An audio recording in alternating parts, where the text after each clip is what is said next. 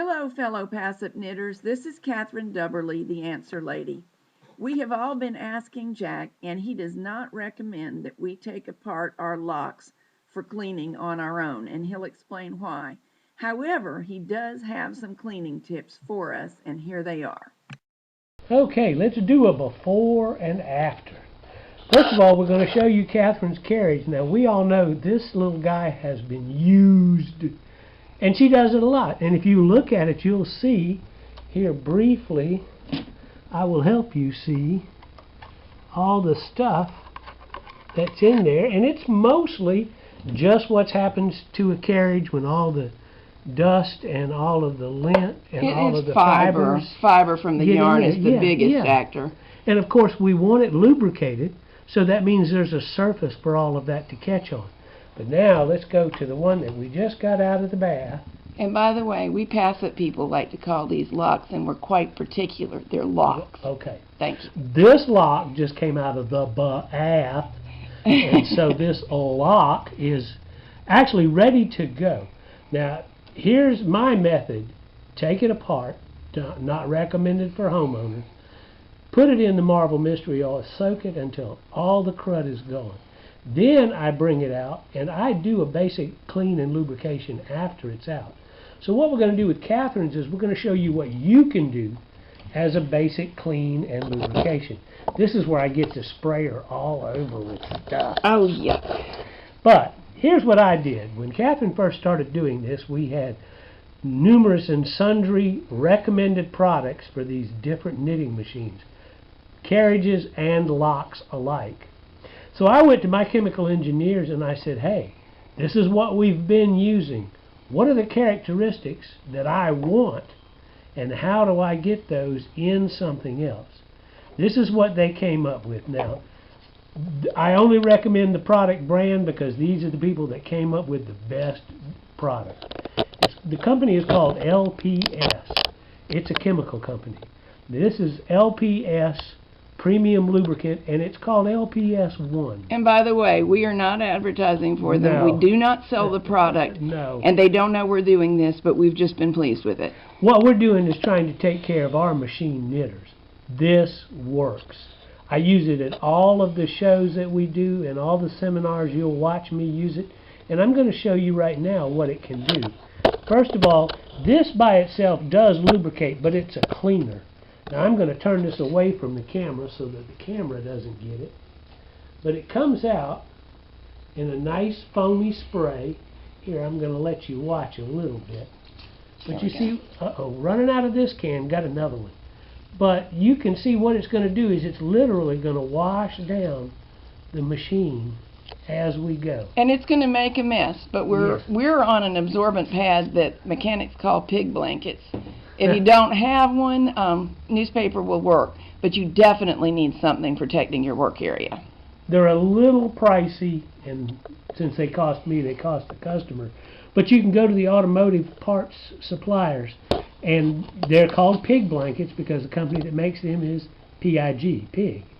But these blankets are very absorbent. Now, look, just from the wash, without any hand cleaning at all, look how clean. Already the residue I could pick up on a finger is almost gone. Now, this is what the hand cleaning does, is this kind of thing must come out. I'm not sure how much the fibers are showing up on the film, but we're seeing all the edges. There's one I think you can see. Right. Have caught fibers. And here's a wad. And the crevices A dust rhino for you. don't wash out in the way that the surfaces do. Right, so now we're going to hand clean. You can, and I'll show you, that you can make that turn loose because of the lubricating factor of this. My can's running out. I got to hold it up. But this is not a cheap product, and do you want to use that, or do you want to get yourself a toothbrush and go through and do some cleaning like this? Brush away from the center, and you can clean along those edges, and you can watch my toothbrush start to pick up some stuff, especially your rails. Yeah, see what we're getting? Now, one of the reasons that the toothbrush is getting this is because of the lubricating factor of this particular spray. If you see a spot, I like to get my hemostats and grab your little, and that's another thing this does. It'll make the fibers tend to clump together. Makes them easier to get a hold of. Right, so you can see them easier, you can get them out easier. One thing that has happened to me many times is I'll go through this process, and I think I have the machine pristine, and it still has a problem. So I call Jack, and he cleans it again. It's unbelievable how much stuff gets in there, and even though I'm positive I really have a functional problem, all I have is more of that. You know what that is? That is a bristle from one of the brushes that gave up, which is fine, they do that. And Right. you got a lot of bristles before there's a problem, but they get inside. You can see. Yeah, this is what he's better at than I am, and that most of you are. The multiple times that you have to go through. And after the machine has worked a little bit, the stuff will move around and you'll be able to see stuff that you weren't able to see on the first and the second go-round. And you can show them, if you can lift the camera a little, that I'm looking down inside there and I'm using my cleaning spray. I use this stuff liberally. It's not cheap, as I said, but it works so well. And I think what we need is a happy medium. It's never going to do the whole job, but don't scrimp with the spray. And then you've just got to be patient. And let me point this out. I'm going to come over on the top where I can change my dials. Okay. that one's still stiff. No, You need to go to Yeah, no, I got to go to in. in. Yeah. All right, but now, watch what happens when we move that lever from in to X. So what you want to do is you want to put it in the lowest possible position and spray it. And then you want to move it to the other position and spray it. And you get the idea that you're getting inside of those moving parts. And you're putting the spray in to help it clean out.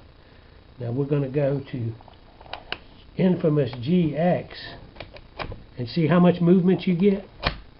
You definitely want to get it in that lowered position. So in other words, you go around the dial. Yeah. Doing your cleaning in multiple positions. Now once I've cleaned one for a customer, whenever it's possible, and Catherine has a compatible machine, that's what we do. We put it on the machine and she knits a little bit of this and a little bit of that. And let me say this, that on the garter carriages, if you send me one and I keep it forever, it's because I've had to go back over and over and take it apart and clean it again. All those fine moving parts inside of there. And that's what every now and then somebody contacts us and says, so-and-so wants however many dollars, a lot of dollars, to clean my machine. Isn't that high? And my feeling is usually, if he or she is doing a good job, probably not, because it's very time-consuming, and you can do a lot of it, but it will take you a lot of time, too. See that? Again, what am I doing? I'm putting it through its paces, just like any workhorse. Make it do what it's supposed to do. Also, the cleaning and lubricant works in as you move the parts. And let me get this where you can see it. Look at how much, since I had it upside down, it has gotten it drained out of itself. Right. That's where our little blue shop towels come in. And by the way, the product, the LPS lubricant and the cleanser, they have never hurt any of my plastics. The chemical engineer said it was fine for the cowling and plastic parts. Right. And I've tried it, 5 or 6 years on ours? At least. And have had not one single piece of trouble. So, I couldn't swear no one will ever find anything wrong with it. That's a pretty good track record. I've been with the University of Georgia 16 years now, and this was one of the things I did in the beginning when the rep came around and said, hey, what do you need in the chemical department? I was all on that. We take these cowlings and knob covers off, and we call it plastic, friends, but what it is a specific polymerized compound.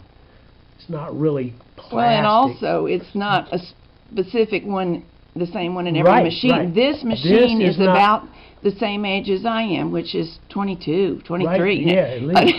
This machine, and some change. The machine was made in the 50s, we think. You'll see this one has the old style yarn guide, so it is a really elderly machine.